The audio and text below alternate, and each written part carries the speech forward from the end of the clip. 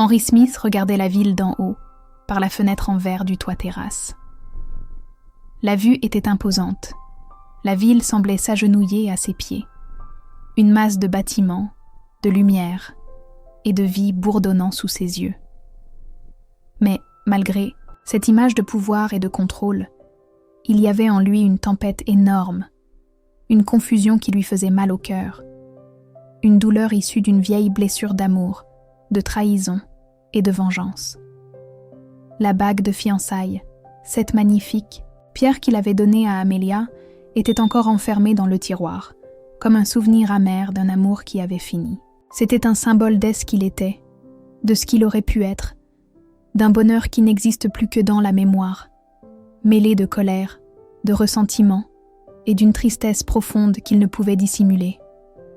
Henry se tourna lentement vers James, son ami de confiance, compagnon de longues batailles, et murmura d'une voix coupée, presque un chuchotement, une révélation porteur d'une charge de colère et de surprise. « Amelia m'a trompé, James. Avec Théodore, mon meilleur ami. Tu sais ce qui est pire? Elle jurait qu'elle n'avait rien fait. Elle me poursuit, me supplie, pleure, comme si elle était la victime. » James le regarda attentivement, avec prudence, tentant de percevoir la vérité derrière ses mots. Il demanda prudemment « Tu en es sûr, Henry ?» Henry se retourna complètement, et ses paroles sortirent tendues, pleines de douleur et de colère. « Je l'ai vu de mes propres cieux, James. Je suis rentré plus tôt d'un voyage juste pour lui faire une surprise. Je suis entré dans la chambre, la porte entr'ouverte, et j'ai croisé Amelia et Théodore, allongés dans le lit. Je suis sorti rapidement, sans qu'elle ne se rende compte. » Le silence s'installa dans le bureau. James resta silencieux, absorbant la nouvelle, pendant qu'Henry restait là, fatigué, avec un regard distant, comme s'il tentait de comprendre un monde qui s'effondrait en lui. Cette nuit-là fut lente, étape par étape, presque sans urgence. Une jeune fille nommée Bella entra dans la pièce, avec un visage presque illuminé par la lumière faible du couloir. Hélène ne savait pas qu'Henry était encore là, immobile, à l'observer. « Désolée, monsieur. Je n'avais pas remarqué qu'il y avait quelqu'un ici, » dit-elle, un peu effrayée. Henry tourna lentement la tête, la regarda attentivement. Sur ce visage pur, presque angélique, une idée mauvaise naquit dans sa tête, irrésistible et dangereuse. Une tentation sombre qui semblait se nourrir de sa douleur et de sa soif de vengeance. « Quel est ton nom ?» demanda-t-il doucement, comme un secret. « Bella, je suis la femme de ménage, monsieur. » Elle répondit timidement, ajoutant avec peur. « Mon service ne commence qu'après que tout le monde ait déjà quitté la maison. Si j'avais su, je ne serais pas entrée. » Henry y vit une opportunité. L'opportunité de faire quelque chose d'horrible, d'utiliser cette jeune fille simple comme un pion dans son jeu de vengeance. Il observa sa beauté naturelle, sa simplicité, différente d'Amelia, qui se maquillait toujours de façon exagérée. « Tu es jolie, Bella. » « Naturellement comme ça, c'est rare de nos jours, » dit-il, avec un mélange d'admiration et de méchanceté. Elle rougit, gênée par le compliment, incertaine, comme si elle ne méritait pas cela. Henry fit un pas de plus, prudemment, comme s'il tendait un piège, mais avec un sourire doux sur le lèvre, un masque de fausseté. « J'ai une bonne offre pour toi, talentueuse. J'ai besoin d'une femme jolie qui paraisse professionnelle, amoureuse de moi, parfaite. Qu'on regarde et qu'on croit que je suis fou d'elle, plus que tout au monde. » Bella regarda surprise, confuse, ne comprenant pas bien. Elle dit presque en chuchotant. « Mais je ne suis pas riche, monsieur. »« Fais comme si tu étais ma petite amie, » continua Henry en souriant lentement. « Je te paye bien, je t'apprends tout. Tu feras semblant d'être ma compagne, une femme qui me comprend et qui veut passer sa vie avec moi. » C'était une proposition audacieuse, une manipulation perverse. Il voulait qu'elle entre dans un mensonge, une fantaisie d'une relation qui n'existait pas. Une façon de vengeance contre Amelia, qu'il accusait de l'avoir trompée. Bella, avec la peur et l'espoir mêlés, hésita. Elle pensa à son enfance à l'orphelinat, aux nuits vides, aux larmes silencieuses qui ont résisté au passage du temps. Une opportunité de changer sa vie, de sortir de ce monde sans espoir. « J'accepte, » dit-elle, la voix tremblante, consciente que c'était sa seule issue.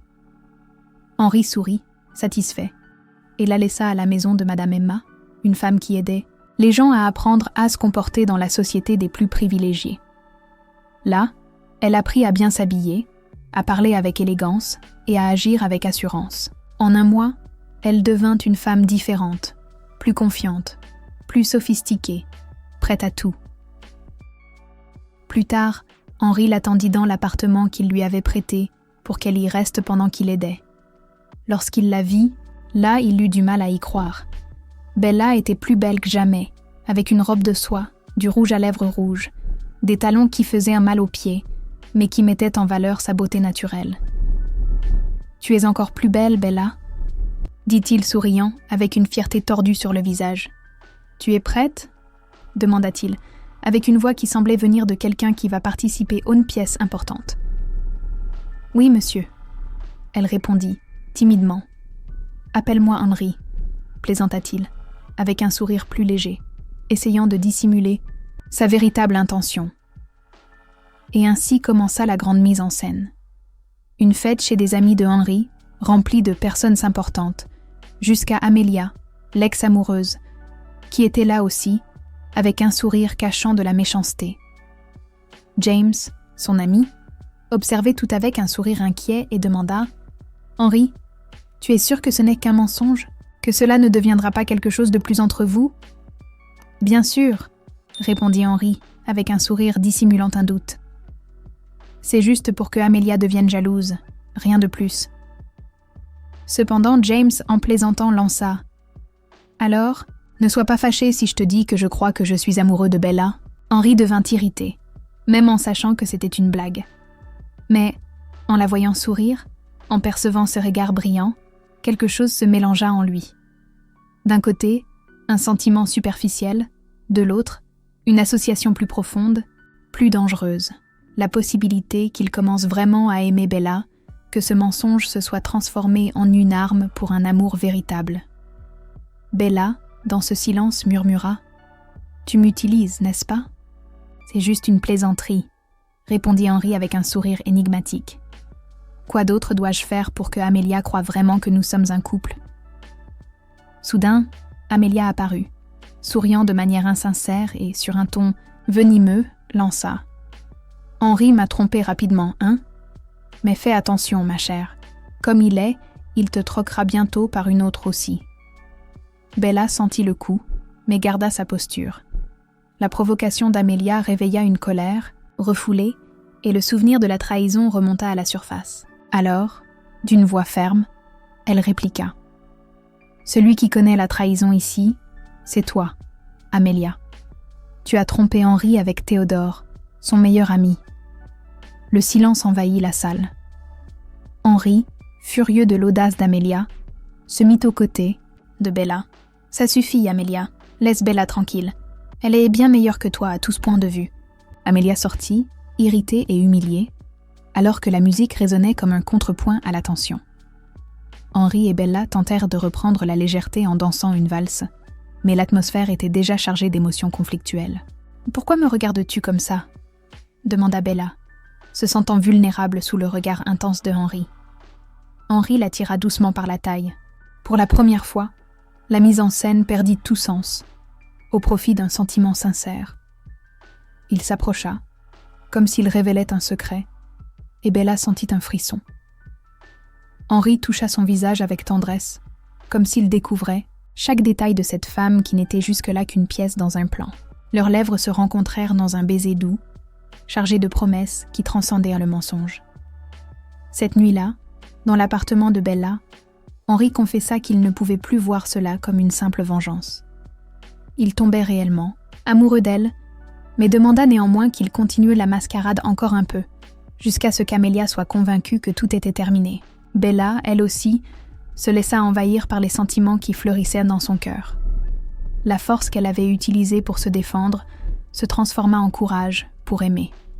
Le baiser qu'ils échangèrent scella un nouveau pacte où la vérité et le mensonge se confondaient dans une danse d'émotions.